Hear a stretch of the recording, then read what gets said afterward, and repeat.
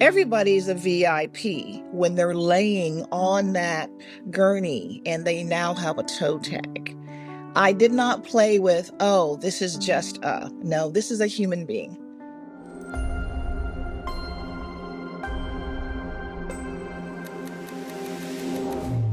Life Reimagined with Stacey Ray. Before we hear from the incredible Dr. Carter, don't forget to like, subscribe, share, and follow us so you never miss an episode of Life Reimagined. Today, I have the distinct pleasure and honor of speaking with Dr. Joye Carter, a renowned forensic pathologist known for breaking racial and gender barriers in her field. She was the first Black chief medical examiner in United States history. Dr. Carter is also a veteran of the U.S. Air Force, where she attained the rank of major while working as Deputy Chief Medical Examiner for the Armed Forces at Walter Reed Army Medical Center. She's an esteemed author, speaker, and someone I admire greatly. I think you'll find our conversation fascinating, so don't miss a single word. Hi, Dr. Carter. It is so nice to meet you. And thank you so much for agreeing to join me in this conversation. Thank you for having me. I appreciate it. It's a wonderful, wonderful program you have. Thank you so much. I'm going to be honest with you right up front. I have so many things I want to talk to you about because you are an extremely fascinating woman that I admire very much.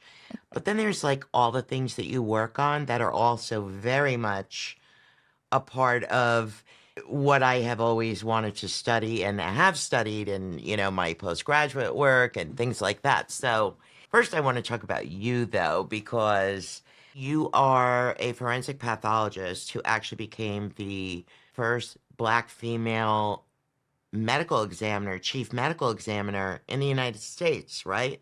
Correct. So you didn't just wake up one day and that happened. Tell me about how you even got interested in forensic pathology. Oh, it's a long but short story. Okay. I was one of those children who received the mumps, measles vaccination. I was 6 years old, Hmm. and it didn't take. And so I caught measles a second time, developed the inflammation of Oh, the linings of the brain called encephalitis. right. And that was back in the 60s, Yes. 63 to be exact. And the doctor basically told my parents I was going to die, standing over top of me, like Oh, I couldn't wow. hear him. I survived, and I said, well, I want to be a doctor, and I'm never going to stand over a patient and just basically say there is no hope. So I kept that desire from, age 6 of wanting to be a doctor. My family moved from Ohio to Indiana, Indianapolis, and that's the home of Eli Lilly. Yes. And in high school, I said to my counselor, I want to be a doctor. And my first counselor said, no, I don't think you'd be a good doctor. And I rejected that. Oh, bravo. And I, Yeah. yeah, I said, wait a minute, I'm at 4.0. I'm doing all these sciences. So I was out in the hallway and I ran into another counselor, an elderly lady named Mrs. Green. And she said, you know what? There's a program sponsored by Eli Lilly for immersion into medicine. And I got a job at age 14 at a Catholic hospital a few blocks away from our home. And it wasn't what I was doing that was so much important because I always had a book in my hand. You're right. And it wasn't medicine, it was helping prepare meals for the medical staff. And Hmm. that wasn't my thing. Right. And the worker shooed me out and said, hey, just stay in the hallway, read your book. And when your shift is over, we won't tell anybody. But you're more of a danger in here than you are anywhere else. Okay. Well, that was the early 70s. In Yes, it old was. hospitals, the kitchen Yes. area was usually in the lower level, as Hmm. was the morgue. Hmm. So while I was out there reading, I spied the nuns bringing a body and taking it into the morgue. I was 14 years old and they said, "Oh, you don't want to know what's going on here." I'm like, "I'm 14. Yes, I do. I'm very interested. I want to know what's Mm-hmm. going on." And I literally begged my way in to see a post-mortem. I probably should not have been allowed to see it, Mm-hmm. but the forensic pathologist did allow me to watch the autopsy, Right. listen to the conversation that he was having with the police, Mm-hmm. and then later on, listen as he talked with the family. It was a full circle of being able to look at the body. It was an accident victim. Yes. Describe the injuries to the police, do the Yes. laboratory test, and then comfort the family. And by the end of that, that was it. I was laser focused on forensic pathology. I did not go back to that job. When my mother picked me up, I said, "I know what I want to do."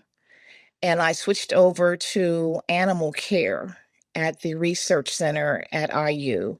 So I care for Okay. the animals that, unfortunately, at that time were being experimented on. Yes. And I had time to go to the library. So I did a lot of reading on forensic pathology.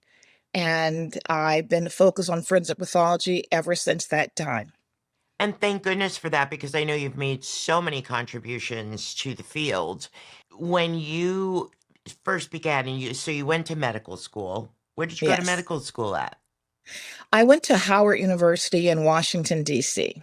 Ah, and so because this was in earlier days, women, never mind black women and women of color, women in general were more of the minority, correct? Correct. Correct. I was very fortunate doing my research and reading at IU Medical School. I found some articles that made perfect sense to me as a teenager. Right. So I wrote a letter to the medical examiner of Miami, the late Dr. Joe Davis.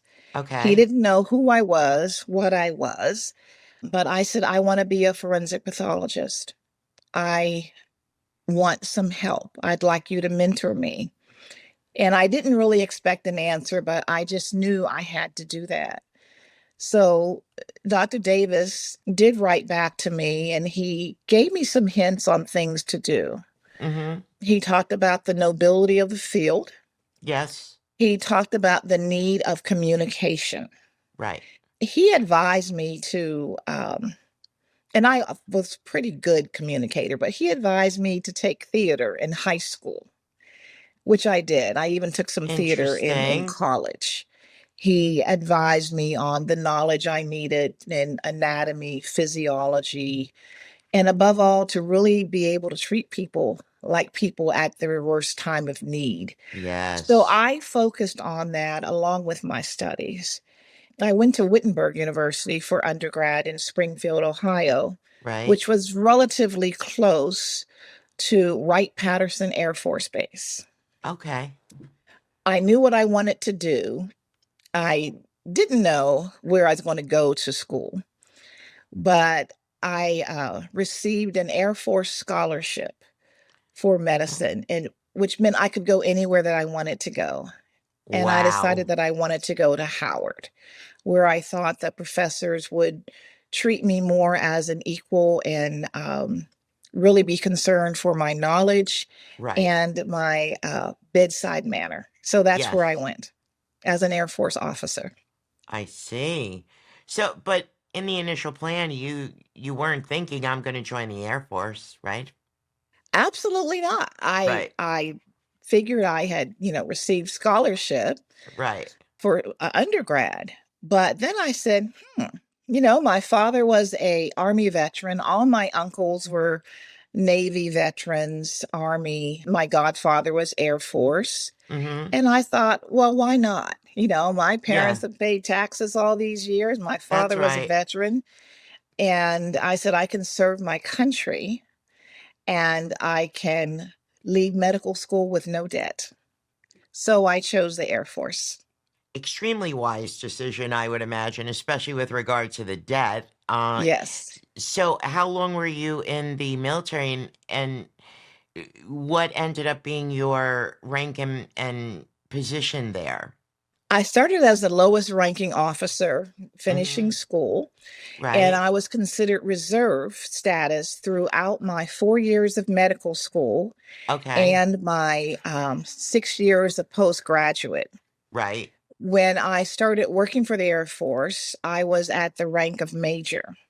Okay. I had finished all of my studies, and I was stationed at the Armed Forces Institute of Pathology, which was on the grounds of Walter Reed Hospital. It's no longer there, but that was the greatest research area for pathology in the world. And I was just grateful to be there. You say it's no longer there. Was it moved, or was it just deemed unnecessary, or what? Well, they shut down Walter Reed Army facility, period, and all the buildings on it. My old unit, which was called the Armed Force Medical Examiner, group of doctors of all the military, we all launched from Washington, D.C. They moved that unit to Dover, Delaware. And of course, they moved the rehabilitation services that were so wonderful at Walter Reed to Bethesda. So now it's Bethesda, Walter Reed. But the Armed Forces Institute of Pathology doesn't exist anymore, which is sad. That's very sad. It's gone. Yeah. So you had access to this amazing resource, and you became a deputy chief medical examiner for the armed forces. And Yes. then at a certain point, did you just retire or decide to go into more community-based medicine, or how did that work? Well, I at the time I didn't realize, but I started at the Armed Forces Medical Examiner Department as an assistant medical examiner. And within a year, I shot up to be the deputy chief, one of the deputy chiefs of forensic pathology education. And Okay. I went very fast because I was very focused. I had the experience from working in Miami, Florida with my mentor. Yeah. And so Dr. Davis? Dr. Davis Okay. absolutely Yeah. trained me. I traveled around the world educating investigators from all of the armed services and the State Department, working some with the CIA and the FBI. I traveled around the world to educate them on the basics of forensics, with the State Department, how to gather remains and respectfully bring them back. And I was also the liaison for education to make sure that other forensic pathologists who work for the government were well trained. I was in that position for 2.5 years, and I actually had 6 months to go.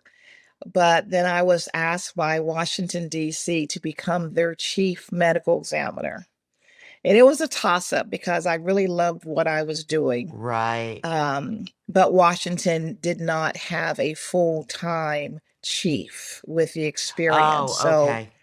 yeah, I left 6 months early to take Oh, the position in Washington, which did make me the first Black physician, male or female, to be a chief medical examiner in this country. there must be so many women in your field that see you as giving them such hope. Do you get that a lot? I do. And, I am retired now, but, I spent 40 years focusing on my career, Yeah. making sure that people had thorough postmortems and speaking for the dead, Right. testifying on their behalf in the courtroom. And I always said I wanted to work long enough so I wouldn't be the only Black Yes. chief. Right. And also, when I wrote a book, I wanted to make sure that my picture was on, not a caricature, that I'm real. Yes. You can look Yes. like me and do this, or be That's right. successful in any aspect of medicine. So That's even right. today, I mentor students from around the world, from high school on up. If they find me and contact me, then I will be in touch with them and help them in any way that I can. give them the facts, the Right. pros, the cons, and male or female. They Right. find me and they want information. I'm going to do the same thing that Dr. Davis did for me. Right.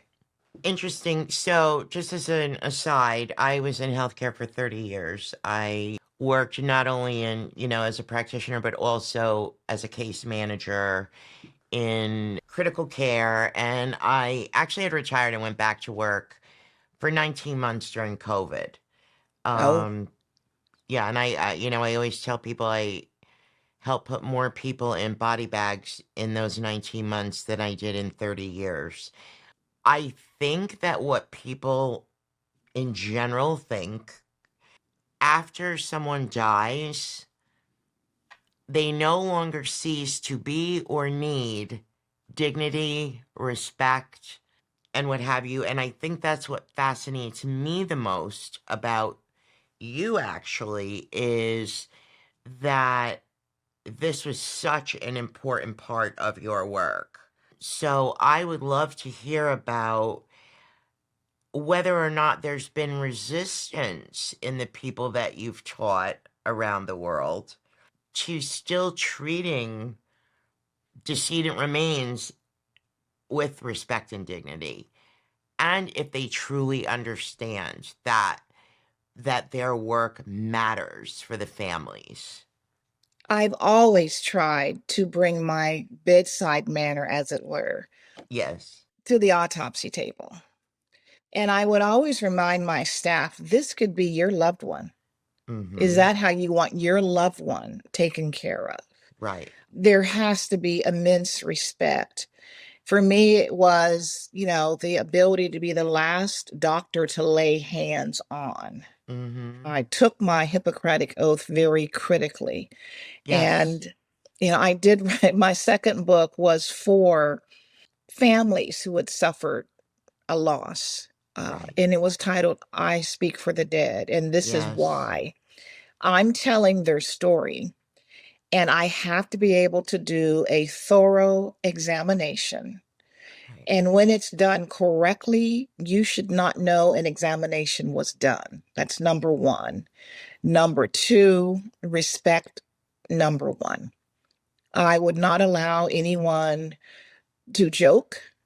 I Mm-hmm. would not allow anyone to, do the TV thing of coming into the autopsy suite, drinking and, eating a sandwich. We don't do that here. And I would put them out. Good I for had some you. residents that worked with me. One guy showed up with a pair of shorts, and I said, "Where do you think you are?" Yeah, I right. sent him home. Good for you. And that young man today is in a borough in Canada, and he is the chief. And he always talks about when I sent him home, because this is respectful. We're dealing with families coming in to Mm-hmm. identify their loved one, to pick Mm-hmm. up their belongings, to understand what the medical problem was. So Right. I always describe myself as being a bridge so that I can communicate what's going on, what happened, why this Yeah. is necessary. And sometimes it's not just family or friends, it's Mm-hmm. insurance companies, it's Okay. businesses, media, well, government, people who don't understand Yeah. what the body is all composed of. So Right. it's always teaching, but it has to be respectful. So, I I have a question for you that leans more toward the difference in how bodies are cared for and autopsies are performed. Have you identified in your career a difference in the way white males are autopsied and treated versus black males, or a prostitute versus and I'm sorry, I actually should be saying sex worker because we no longer use that term, but a sex worker versus, a highfalutin society woman kind of thing. So what are those differences that you've identified? Because to my knowledge, you've had a lot to do with breaking down some barriers about gender and racial status. Well, I have to go back to my days with Dr. Davis, working Yes. in Miami in the Yes. late 1980s when there were a lot of homicides. Crack cocaine was really surging in that area. And we had a lot of sex workers, people that were involved with substance abuse, all of those Hmm. things. And he was such a wonderful mentor. We had an area called the VIP, very important person suite. Okay. But that was not for those who had high income in their living days. Those are Okay. people who were decomposed. In Oh, other words, everybody's a VIP when they're right. laying on that gurney and they now have a toe tag. I did not play with, oh, this is just no, this is a human being. Right. And for whatever reason, whatever circumstance, our job is to investigate that body. Right. And the one thing that I gained a lot of skill in, particularly being in Miami with the water and with the heat and humidity, was to be able to do a thorough examination of a decomposed body and get information. And whenever anybody would suggest, oh, this is just a bag of bones, and I would have Right. to remind them, this could be you. Right. It doesn't matter what your income is, what car you drive, blah, blah, Yeah, blah. None of that follows exactly. you to the morgue. That's And I would correct. remind the staff that if you are wealthy and you die alone and nobody finds you, you too will be decomposed. You will be black Yes. and green with your Yes. veins showing and your skin peeling and have a smell because that's what Yes. happens to the human body. So you always have to bring them back to ground zero, Yeah. from the womb to the tomb. Right. Uh, Oh, Everybody deserves yeah. respect. One Yeah. of the things I used to say on Instagram is nobody gets out of life alive. And Yeah. all the things that we point to living a good life end when you die. Right. We're one and the same. I always say that, to try and keep my priorities of life in check. And as much as I work, and I tend to put my friends to the back burner or my family to the back burner because I'm so busy, and then I have to consciously tell myself, when I die, people are not going to remember how many hours a day I worked, how many days a week I worked.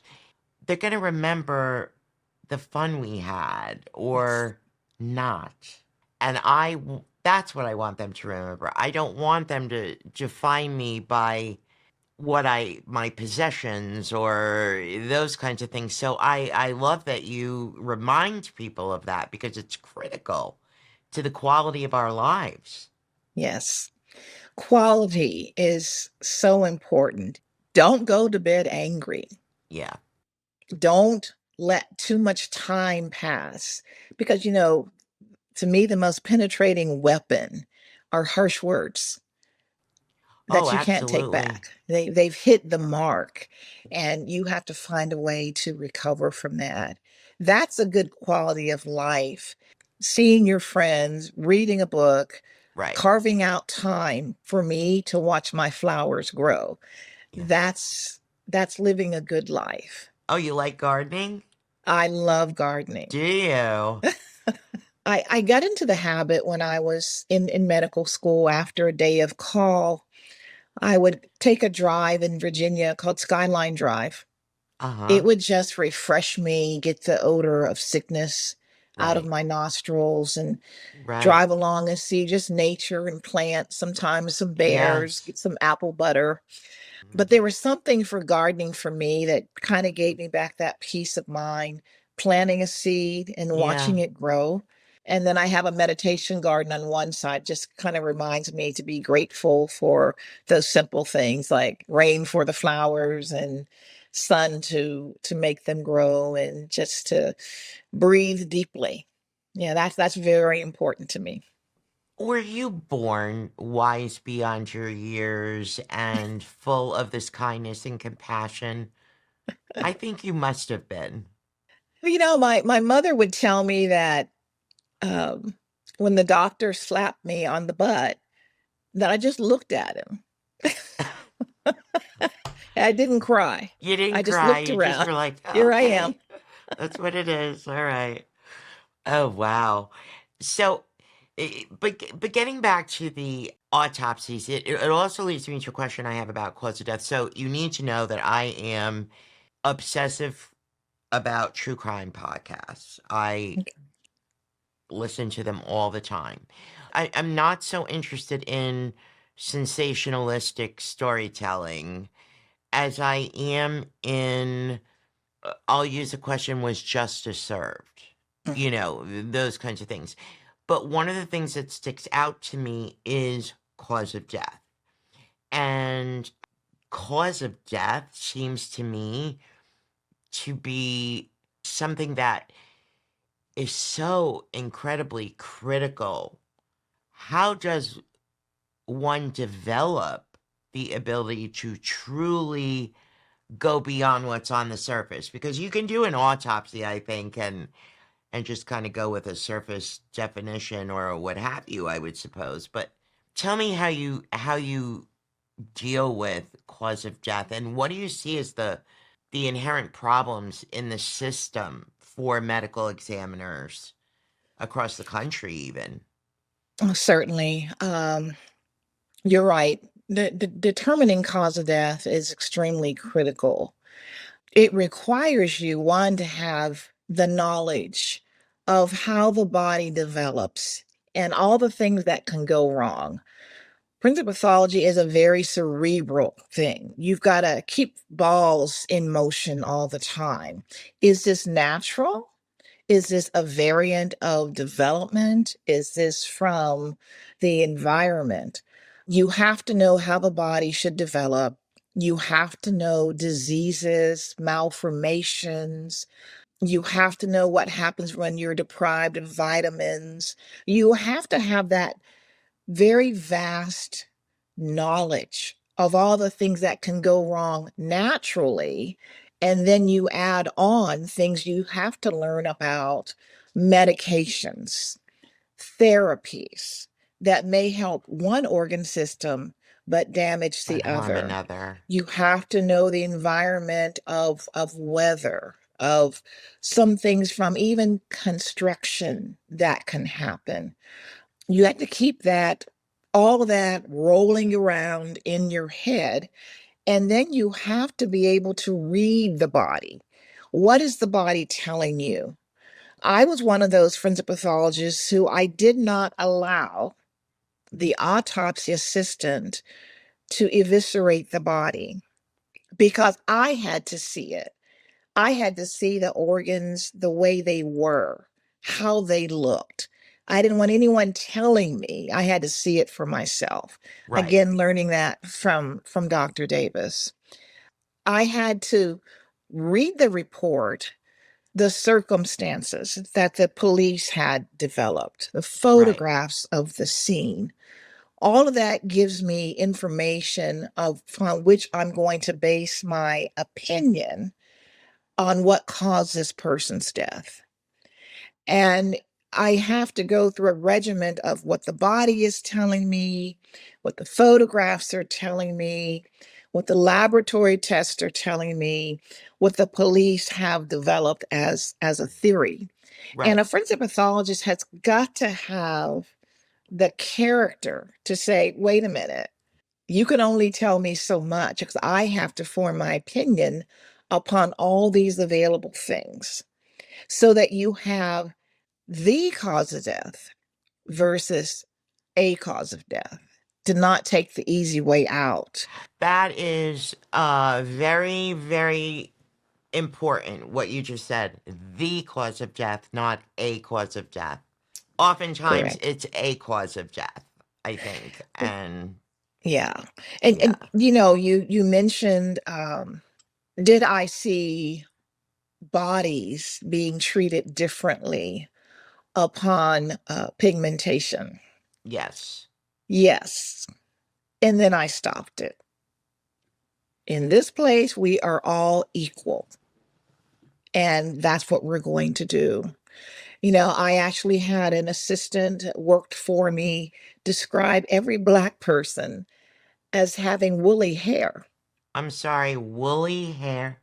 And I asked him, I said, why do you keep saying woolly hair? I said, does my hair look like wool? So I took him out to a farm. I said, now look at this sheep. Now, would you describe that? I said, the fact of the matter is, we can all have different types of hair, Right. no matter what our pigmentation is. Exactly. I used to review cases for the Department of Defense. And when I would see a line that said, couldn't tell if there was bruising because of the skin complexion. And I would respond with, then you are not a good physician. Wow. Oh my You did gosh, not Dr. learn. Carter, seriously? Seriously. If you cannot tell if there is a bruise, then what are you supposed to do as a physician? Right. You make a little incision Right. and you pull back the skin. A bruise is blood out of the blood vessels, and Right. that blood will be under the skin. Right. It's so simple. If you just follow the basic tenets of doing an examination and being well trained. We still have people that believe that people that have more pigmentation have thicker skin, and not even understanding the nature of where the pigment is in the skin. That is Wow. going on today, and that is why we actually need more diverse medical training. Oh, without question. I mean, we all know the gender bias in medical training, but because I am Caucasian, I have not personally experienced what it would mean to be discriminated against for both gender and pigmentation. I have certainly seen it with my patients, and it has made me enraged, to be quite honest. But what do you think we need to be teaching in medical school in a very meaningful way, not just like a course? I mean, I think it would have to be infiltrated in every course that's taught. We need to be teaching cultural differences so that Mhm. we understand. I was able to do independent study in medical school. My research was on cystic fibrosis, Oh, and that is a disease where the lungs just produce too much mucus and causes just repetitive pneumonia and premature death. yes, But it was taught that it only occurred in certain segments of the population. that's right. And so I actually found 5 cases across the country where it had been misdiagnosed and ignored in children of color. Wow. And I would have to go back to the fact, and this is before DNA had been mapped out. But Sure. I would say, I know my family history. I thank my grandmother. I know we have white, we have Black, we have Native American. Right. We're a mixed pot. And Right. you have to think about, where did everybody come from? Right. We're all kind of mixed. Yes. I used to work with the Sickle Cell Foundation when I was the chief in Houston. And I remember a family did not want to admit their child had sickle cell disease because they were Mediterranean. And I said, where do you think Right. African people went Right. when they got in the boats? And we know they traveled. Right. You're going to deny this illness because of bias versus Yeah. anatomy, physiology, and your red Right. blood cells. Yeah. So we have to teach cultural differences, and not just cultural differences. There are people in medicine that class differences. They don't want to touch a dirty patient. Oh, I know. They think people are poor and it's their fault Right. that they're sick. We have Hmm. to get away from that. Get to the bottom line of people are people. And the whole idea from forensic pathology is what we learn from the dead, we can apply to the living. That's what we're supposed to Yes. do. The greatest gathering of information on human health is from forensic pathologists. What happened to that person? You know, how did this disease occur? Those are the archives that you really have to go back and Right. research. And for, decades, Right. people were not looking at those records. And now you can go Ah, back retrospectively and say, hey, look at this. You right. know, for example, I was able to do a chart when I was in Houston, when we just had days of just horrible heat over the 90s, 99% Yeah. humidity. Where were people dying? We were able to map that out and say, hey, you need some more cooling here. You need fans. You need air conditioning. You Right. need to look at these areas. Or an area in Indianapolis where I was chief there, we are able to look at intersections where we had repeated hit and run and go back and say, you know what? There are no streetlights. Right. You can change some traffic patterns. So you can take that information and help people live better and healthier lives if you do it right. And if you consider all of the things that are going on, this is the cause of death, Right. not any cause of death. Any cause of death. There's so much more ahead right after the short break. Did you miss these trips? Music in the air. Sunset over Florence. A warm breeze in Havana Vieja. This wasn't just travel. This was sisterhood in motion.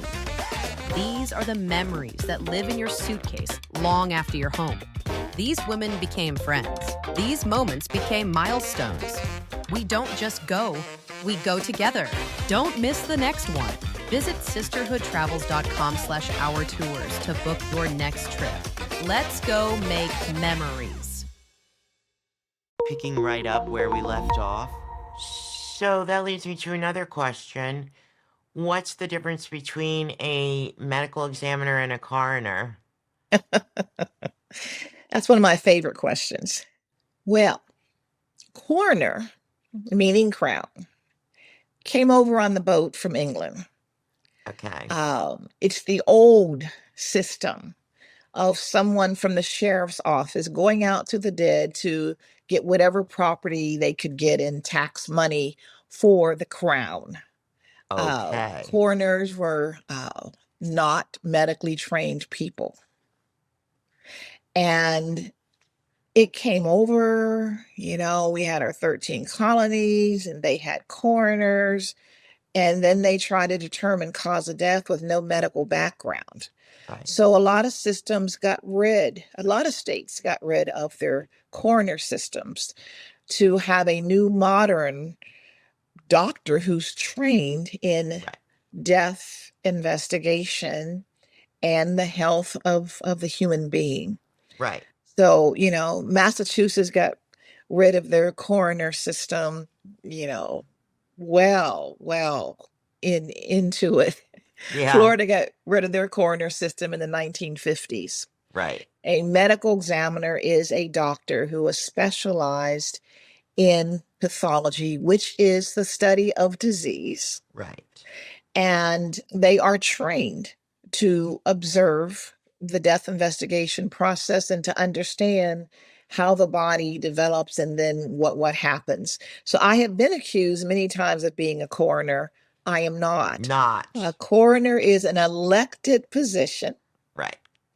And while we still have coroner systems in place, under most state laws, there has to be a forensic pathologist that does the post-mortem. I see. And I'll give you an example. Florida is all medical examiner. There's no coroner offices. Okay. Ohio has coroners. They are elected. They have to be a physician. Now, that does not mean that They have any training. anesthesiologists Right. has ever done an autopsy, but they Right. can be a coroner, but they have to Okay. hire forensic pathologists to do the postmortems. Next I door, see. Indiana has a coroner system, but in Indiana, anybody 18 and above without a felony record can be a coroner. So you have people that know absolutely nothing about health, safety, and human development that are coroners and are signing death certificates in some of these states and putting outrageous things down on the death certificate. Yeah, I'm literally just thinking, and not to pick on, Indianapolis, but I'll just use that as an example. Here's this very large city with a very diverse, population, and someone with literally no medical background is signing off on a death certificate where they've probably been coerced into it by maybe, someone working for the police department or whatever. Like, let's just get this off our plate. Ba, ba, ba, ba, ba. Wow. I grew up there, Oh my goodness. and that is where I saw my first autopsy. I went back to work there as the chief forensic pathologist for a 10-year period because I was taking care of my mom. Yes, And let me tell you, that was probably the most frustrating experience I because imagine. I would make an opinion on the cause of death. Yes. And then I would later find out the coroner had changed that cause of death because the coroner, as an elected official, has a constituency. That's They have correct. friends. I Yes. come into a position, I've got all the friends I need. I'm not here looking for friends. I'm looking for truth Right. as to what happened. And I butted heads many times with the coroner when I was the chief forensic pathologist of a major metropolitan city, which actually has medical examiner law on the books, but they don't want to fund it.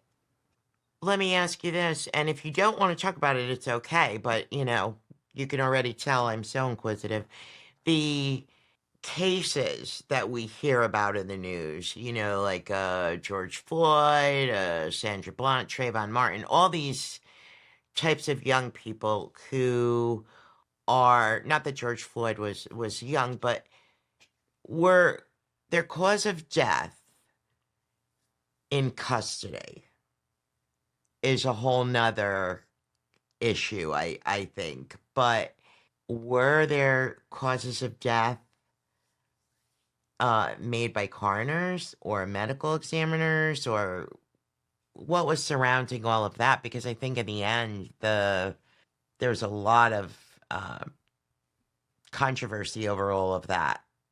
Well, let me say that I try to make sure that a thorough autopsy has been done. Right, I wasn't involved with the Trayvon Martin case at all, right, but I reviewed the autopsy and it was sloppy. It was sloppy. It was not well done. okay, I actually tried to contact the attorney, but I was unable to. So I could only go so far, but the right, autopsy was sloppy. And I think that the testimony was horrific. That was supposed to be on behalf of the dead person. of the, yes, Terrible. Um, the Standard Bland case was unique. I was involved with that as a second postmortem. The ruling of the cause of death was made in Harris County, but the coroner came out before anything and just made these disparaging comments about drug use, not yeah, understanding metabolism of marijuana in her system. right, And so that went public and I think caused some issues when they tried to make some changes. They did make some initial changes in the way that jails and prisons were being run, but they backtracked that very quickly in right, Texas. The George Floyd case, I wasn't directly involved in the autopsy, but I reviewed the autopsy and I actually consulted for the prosecution. The case was well done by the prosecution. I did not think the autopsy was well done. There were some things that made me raise my eyebrows. Right. I thought that the way my community reacted was horrible. And that was when they announced a second autopsy would be done, and the National Association of Medical Examiners suddenly began to downplay the second autopsy Why was that? because the original autopsy was done by a prior president of the National Association of Medical Examiners. I And see. those of us in place quickly said, okay, this is a double standard. Right. There's nothing wrong with having a second autopsy when there are Right. questions.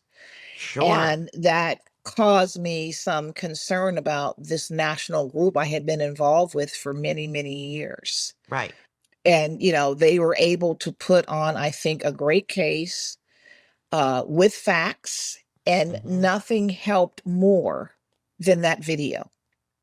And it wasn't just the video from the citizen, there was video from the municipal cameras that showed the back side Right. and the extent and time that this went on. So I was happy to be able to help as a consultant. But these are the types of cases where you want to make sure that you have a person who's neutral Yeah. in their viewpoint and well trained. Those areas that have coroners, over those areas where there is influence upon medical examiners or coroners need to be looked at. There's been a law on the books since 2014 that you are supposed to check a box if you have a death in custody. But that's not being carried out by many of the states because Wow. death investigation is a state thing unless it's the federal system, which is the military. So you still have deaths in custody that are not documented. And it is Right. only when the family has the knowledge or the funds to say, hey, my loved one died in custody. What's happened? So you don't have federal oversight on the states. It's one by one. I guess my issue is, I think sometimes it's good that we have cases that are, the whole nation's paying attention to. But every day there's the cases that no one's paying attention to. And what do we do about that? What do we do? We have to keep informing the public. When Right. I got into forensics in the 1970s, Right. it was a mystery as to what was actually being done. Right. And then we had shows like Quincy, showing it the Yeah. wrong way, but that some of that mystery opened up. And now we have books and we have journals and we have things that the public can find out. Right. But things still happen. And I've had attorneys contact me on behalf of their clients, and it didn't matter what their pigmentation was. Right. It was that a wrong had been done. Right. I mean, most recently in 2021, an attorney contacted me about a young woman who had been jailed because they thought she had killed her own child. And I said, okay, let me look at the case. And I looked at the case and I asked for all available information about the medical care. This was an 8-day-old infant. Okay. When I looked at everything with the medical records, the doctor who did the post-mortem had totally ignored medical treatment done to save a baby's life who was septic, literally ignored IVs that had been put into each jugular Right. to try to give fluid, Right. IVs put into the scalp in Right. any vein they could find, Right. rectal temperatures done, took all of those for injuries and accused the mother of killing her child. This was in Mississippi. That mother was jailed on the basis of this autopsy. And I read the autopsy and I wrote a report and I said, yeah, I can't write a real report, but I can list everything done wrong in this autopsy. Right. It was ridiculous.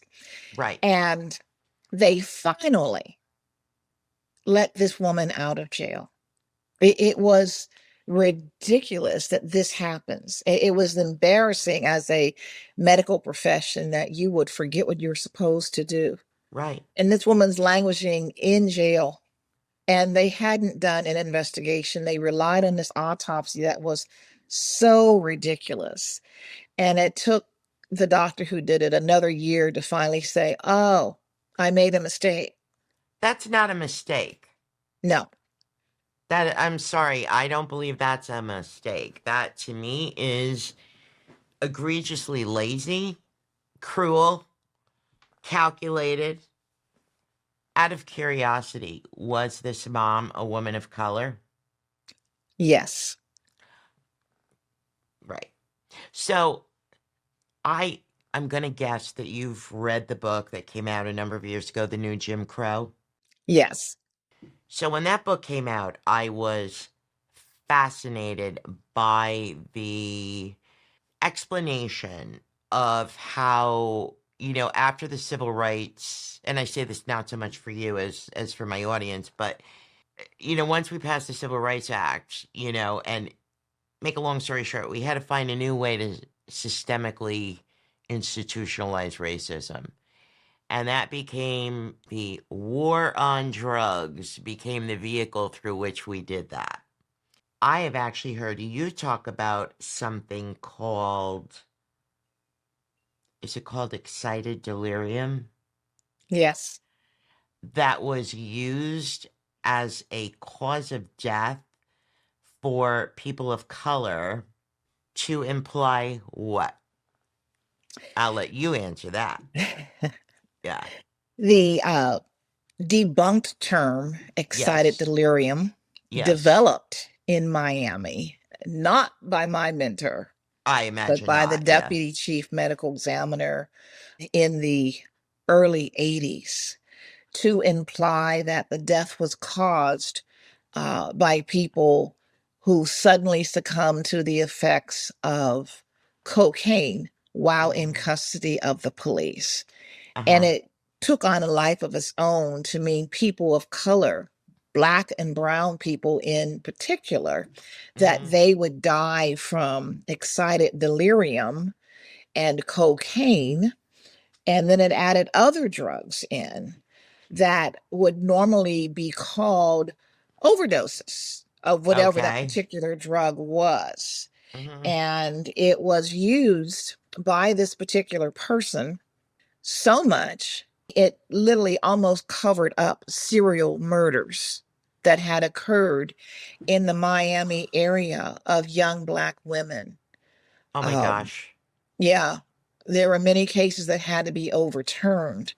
And I have testified and spoken about, my teaching was, call it what it is.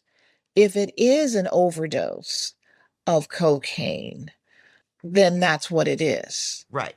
This name is false.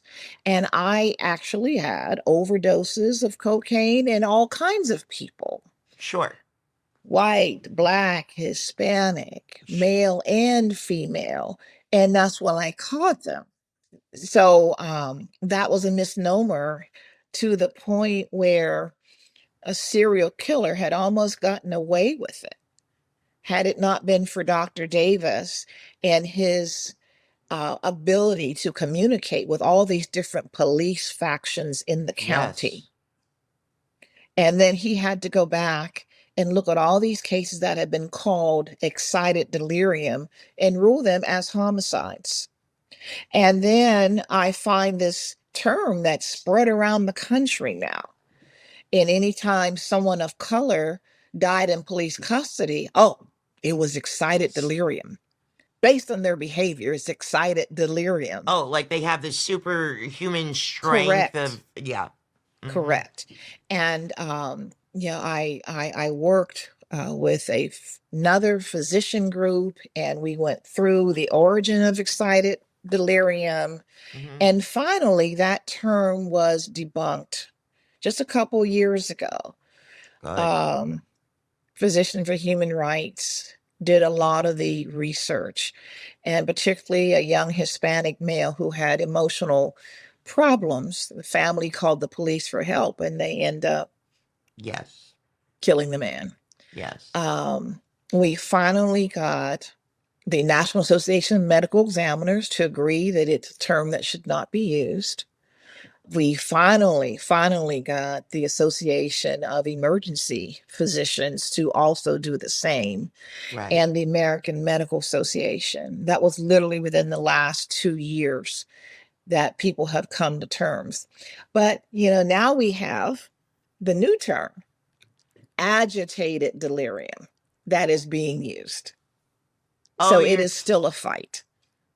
wow. And if this were me, would they call it agitated delirium? No, No, they would not. they I would know they not. would not. Yeah, Right. this was being used to train police officers for that fear. They're stronger than you. They're going to have superhuman strength. You've got to get them before they get you, causing a lot of these um, behaviors that should not have been used to train police officers. Yeah. Yeah. It's funny because so many people I know think that if you have any critique of the police, that means you're anti-police, and that is not true.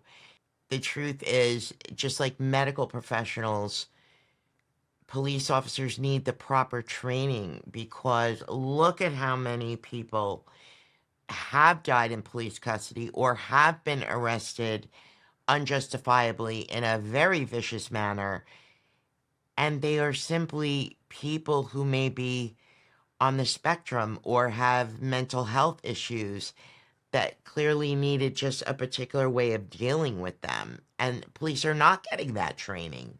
For you and your colleagues to take this on and really work to advocate, as you say, we speak for the dead, I think it's huge. Are the police forces generally resistant to this kind of training? I'm an advocate of police being able to do their work, Yes. and most police officers are good people. There's Yes. always a few bad apples that get in and kind of ruin it. Absolutely.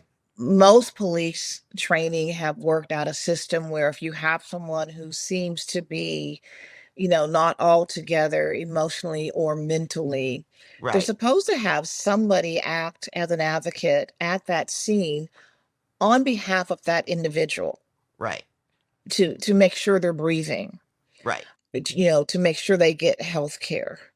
And there is difficulty. I've investigated unfortunate deaths of police, unwarranted as well. Right. But if there is someone else that can say, hey, on behalf of this person, I'm here from EMS. I'm here to make Right. sure vital signs are being done, that, Yeah. someone is not in a position where they're prone or face down Yeah. or their arms behind them, because I know they can't breathe like that for a long time. The body Right. just can't sustain that. So Right. I think if we keep training police officers in this way, and that they have somebody who's not a police officer who can be on scene. Many large cities have started this, where Right. someone comes out where they get this distress call and say, hey, I know this person, or this looks to be some type of medical issue or Yeah. mental issue. I mean, someone could have diabetes and Yes. appear to be altered mental status, but Absolutely. it's natural. Yeah. So that person can be an advocate to make sure that body functions are maintained. I've been an advocate for that. We literally used to do that back in the 90s in Washington, D.C. Send somebody out with you so the police can do their job, but they Right. also are not trained nurses or doctors. Right. And so they have to recognize there are limitations, but let's not shoot first. Let's not tase first, or let's not keep tasing after you've done one, because we now can say multiple tasing is not good for the heart, which is an No. electrical system in itself. No, So it's I think if not. we keep applying our knowledge and our Yeah. neutrality to training and assisting officers, Right. then we have a better chance of people coming out of these encounters alive. On both sides of the coin, so it's good to know that there is, ongoing training out there and what have you. I- What are you most proud of in your career? I bet there's more than one thing, but what are you most proud of? I am proud that I did something that people said I couldn't do, and that Oh, was become a forensic pathologist. right. Becoming the first chief medical examiner of color, Yes. I'm very proud of that. And I'm Yes. proud that I could be vocal, be seen, make changes, and bring some humanity into it, and to let people know, yes, I have the psyche to do this, the will, and the skill. Yes. I'm very proud of that, and I hope that we continue to have more, because it is the diverse nature, training, education, cultural awareness that helps. Because I can tell anybody, after 25,000 postmortems, we are alike. Once you take away that skin, That's right. we're all Yeah, alike. So I'm right. proud to be able to deliver that message and to be helpful in those that have chosen forensic pathology as a career after seeing or interacting with me. Do you have the data that says what is the gender divide? What is the demographic divide? How many women, how many men? Is it more male dominated? Is it, do you know that kind of information, or is that always changing? Um, it has changed completely. Yeah. There are so many more women in these positions now. Excellent. There were a handful of us back then. I would say 50-50, or sometimes 60-50, Oh, because this is a job of recognizing detail, right. which women are really, really good at. Right. And I applaud women for getting into this field. And you Yeah. can actually have more of a normal life in this branch of medicine. When I got into forensic pathology, it's one of the lowest paying non-hospital based medical specialties, where you literally need 5 to 6 years of post medical school training. But now the salaries have come up to where they're more equivalent to those that practice medicine in the hospital. So we are Right. seeing more women in the field and doing a good job. With all of the training that really is required to be an excellent medical examiner, chief medical examiner, forensic pathologist, how many people just roll out of school and get these jobs? Well, it's very difficult to have a job like this and not have the training. But the one Okay. thing you have to remember is, because of the nature of its job, which is described as medical legal death investigation, Yes. it is not hospital based. Right. So you need to be introduced to forensic pathology to really know what it's Right. about. Right. So it's important that medical examiners interact with their local or regional medical school so that students Right. understand this is another field that you can go Yes. into. It's not patient care, it is post-mortem patient care. And you have to have the aptitude for it. You Right. need to be trained to deal with things that we're never really supposed to see.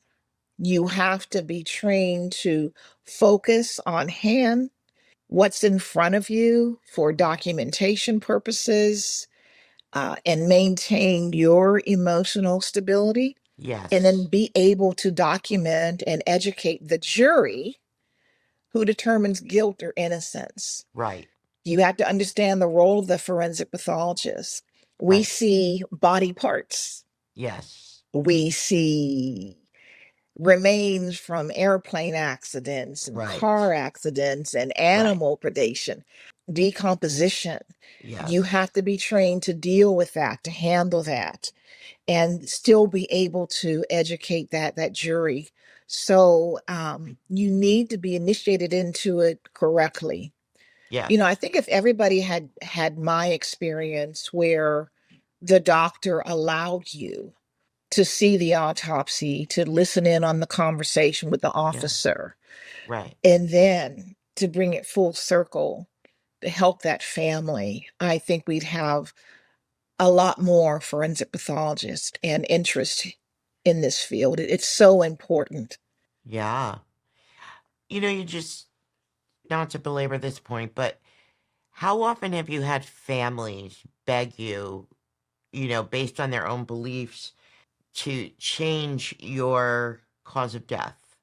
It happened. I wouldn't say it happened a lot because I made it my business to explain what we Yes. did, why we Yes. did, and what supports that ruling. I've had families come in very angry, sometimes cursing, Yes. frustrated, and leave with a hug. Because the first thing you have to do is listen to them. Yeah. What can I answer for you? Let me Right. explain how it's done. That's why it's important that the doctor have training so I can explain this is what heart disease is. Right. Even if they had tests the week before that said they were in good health, this is what heart disease is. Right. And only I have held that heart in my hand. Right. So to be able to communicate and not have them go through red tape, most grieving families and friends want to be heard. What do I do Right. now? How do I identify them? You know, we keep showing this body being pulled out of a Out of drawer a, and the yeah. person looking over and Yeah. collapsing or Right. crying. No one does that. I know. We don't do that anymore. I know. Sometimes we'll use a video to show their face and only Right. their face, or if there is a tattoo that can be used. It is not that shock value. Right. So, listening to them and explaining, having a good medical background. Right. Sometimes it's after surgery. Why did they die? Well, infections happen, things go wrong. And I think my ability to explain that as a bridge between the treating physician and the family or whatever entity is asking helps quite a bit. Right. And I've had families, particularly when it comes to the opinion of suicide for the manner of death, say, Yes. can you change that? And I would have to respectfully say, no, I can't. Yeah. We have these 5 categories, Right. and we have to be honest about that. Now, depending on what state you're in, everybody cannot look at a death certificate. It depends on how the state laws run. But at Oh, least they have an understanding of why the ruling was made, why the opinion was based on. And it can't just be based on a hunch. right. It has to be based on fact. Right. And what are those 5 categories for cause of death? We have natural, accident, suicide, homicide, and we have undetermined, where we absolutely cannot make an opinion. What advice do you give to women, especially young women, who do want to go into medicine and are considering forensic pathology? I advise everyone to contact a medical examiner to see if they were at least discuss the field with them, Right. mentor them, the Yes. pros and cons. Right. You have to be honest Yeah. about what it takes. It can Right. be physical. It can be physically demanding. I have stood for 12 hours doing autopsies. I've had Yeah. complex autopsies that have taken me 3 days. Yes. I have seen horrific things. I always tell people I've always had a plan for compartmentalizing my work and my focus, and then taking that breath and exhaling for something. For me, it's gardening and nature, and of course, all of my dogs. You have to have something that you set aside so that it doesn't break you. Right. And so I want everyone to be armed with the knowledge that this is physical work and it's emotional work, and it can take its toll on you if you're not prepared or trained well. And I also tell them you're stronger than you think. If you have the interest, then Hmm. nurture that. Get a mentor. Absolutely get a mentor. And as you said at the beginning of our podcast and our chat, that you are always open to doing that if someone contacts you. And Yes, I think that's so amazingly generous. And it probably stems from the fact that the mentor that you had that you never expected to hear from really had an impact on your life and your career. absolutely. And I ended up being trained by him. And so, without knowing me, not knowing whether I was black, white, or whatever, he answered a student's Right. question in high school. Right. And how can I not pay that back by answering another student's question? Yeah. So now that you've retired, what is on your horizon? How do you spend your time? I do anything I want to do. I love that answer. I love that answer. That's what we call freedom, right? Yes. Yes. And you mentioned all your dogs? Yes, I've had a dog consistently since 1992. In fact, my Right. my puppy's laying here looking at me. Yeah, But animals are just special, and animals are they are. sometimes more humane than people are. Oh my gosh, So yes. my Yes, last dog, he went to the office with me as a greeter. And I started taking my dogs into the offices that I worked in when I realized how much of a stress breaker they were. Um, Yes.